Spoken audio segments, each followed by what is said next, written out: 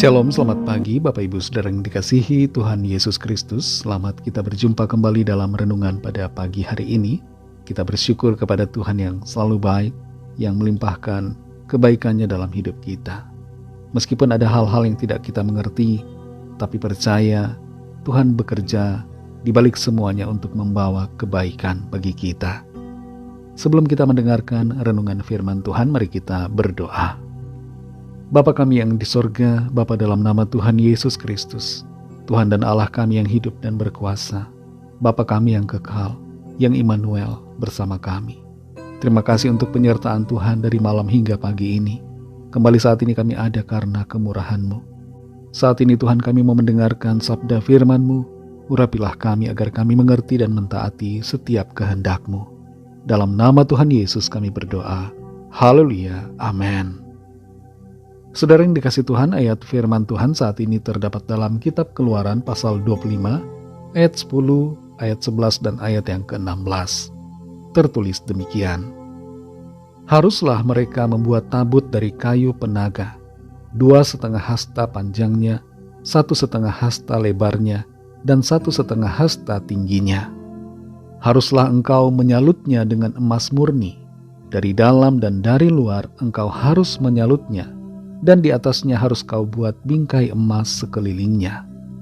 Dalam tabut itu haruslah kau taruh loh hukum yang akan kuberikan kepadamu. Saudara yang dikasih Tuhan, kalau kita mau menyimpan sesuatu yang bersih, misalnya makanan, maka kita akan memilih wadah yang bersih. Kalau wadahnya kotor, maka kita pasti akan mencuci wadah yang kotor itu, agar jadi bersih dan layak untuk dijadikan tempat untuk menaruh makanan. Di beberapa kerajaan, seperti misalnya Inggris, peralatan makan dan minum ada yang dibuat dari emas. Tapi sekarang umumnya tidak lagi digunakan, kecuali hanya untuk dipamerkan. Emas seringkali diidentikan dengan kemurnian, kebersihan, atau kesucian. Dan begitulah yang diinginkan Tuhan, agar hati kita seperti emas, bersih, kudus, suci, murni, agar layak ditempati oleh firman-Nya. Dalam Keluaran 25 ayat 10, 11, dan 16 ini tertulis, haruslah mereka membuat tabut dari kayu penaga, 2,5 hasta panjangnya, 1,5 hasta lebarnya, dan 1,5 hasta tingginya. Haruslah engkau menyalutnya dengan emas murni, dari dalam dan dari luar engkau harus menyalutnya, dan di atasnya harus kau buat bingkai emas sekelilingnya. Dalam tabut itu haruslah kau taruh loh hukum yang akan kuberikan kepadamu. Tuhan memerintahkan Musa untuk membuat suatu tabut yang disebut dengan tabut perjanjian, dan Tuhan merinci bagaimana cara, bagaimana bentuk, dimensi dari tabut perjanjian itu. Tuhan juga menyuruh Musa secara detail di sini untuk menyalut tabut itu dari dalam dan dari luar dengan emas murni. Dan di bagian dalam dari tabut itu nantinya akan ditaruh loh hukum, yaitu ke-10 perintah Tuhan yang dituliskan sendiri oleh Tuhan di atas Gunung Sinai. 2 figur malaikat juga Tuhan suruh untuk dibuat di atas tabut itu. Figur malaikat ini disebut dengan kerub, dan sayapnya Tuhan katakan harus menyelubungi tabut itu. Keberadaan tabut ini, tabut perjanjian di zaman Musa itu, sekarang tidak diketahui dengan pasti. Tapi ada yang mengatakan bahwa tabut perjanjian di zaman Musa ini ada di The Church of Our Lady Mary of Zion di Ethiopia. Tapi ini tidak begitu penting, saudara. Kita tidak perlu bersusah-susah untuk pergi ke sana untuk melihat tabut perjanjian benarkah ada di situ. Kita juga tidak perlu mencari-cari di mana letak tabut yang sebenarnya berada. Sebab yang terpenting dan yang terutama adalah agar kita menjaga tabut hati kita.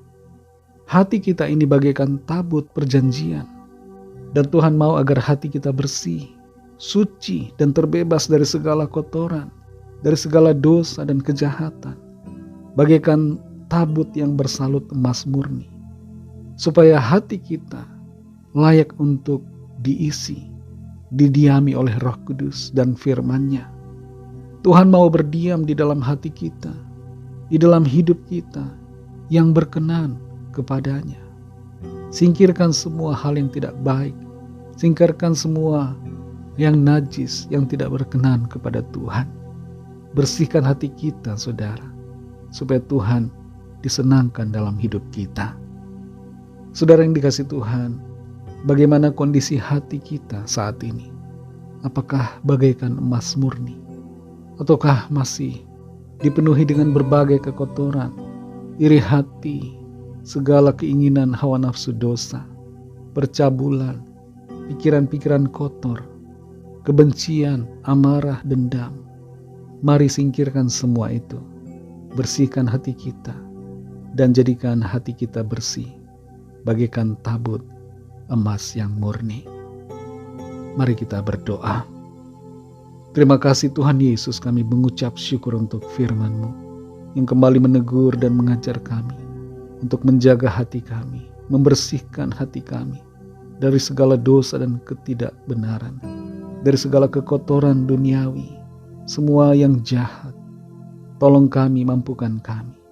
Bersihkan hati kami Tuhan, supaya kudus dan suci, murni di hadapan-Mu. Penuhi hati kami dengan firman-Mu. Penuhi hati kami dengan Roh Kudus-Mu ya Allah, agar kami selalu hidup menyenangkan hati-Mu. Terima kasih untuk firman-Mu. Pimpinlah kami Tuhan di sepanjang hari ini, dalam segala tugas aktivitas kami, dalam segala pekerjaan, pelayanan, dan segala apa yang kami lakukan. Biarlah semuanya itu menyenangkan hati Tuhan. Lawatlah setiap kami Tuhan, yang sakit dan yang sedang dalam pergumulan. Nyatakan kuasa kesembuhan, pemulihan, kelepasan, pertolongan-Mu yang ajaib, dan mujizat-Mu bagi kami. Kami serahkan semua ke dalam tangan kasih-Mu. Dalam nama Tuhan Yesus Kristus, Tuhan dan Juru Selamat kami, Bapa yang kekal, Allah yang perkasa, kami sudah berdoa dan mengucap syukur. Haleluya. Mari sama-sama kita berdoa, doa Bapa kami. Bapa kami yang di sorga, dikuduskanlah nama-Mu, datanglah kerajaan-Mu, jadilah kehendak-Mu di bumi seperti di sorga.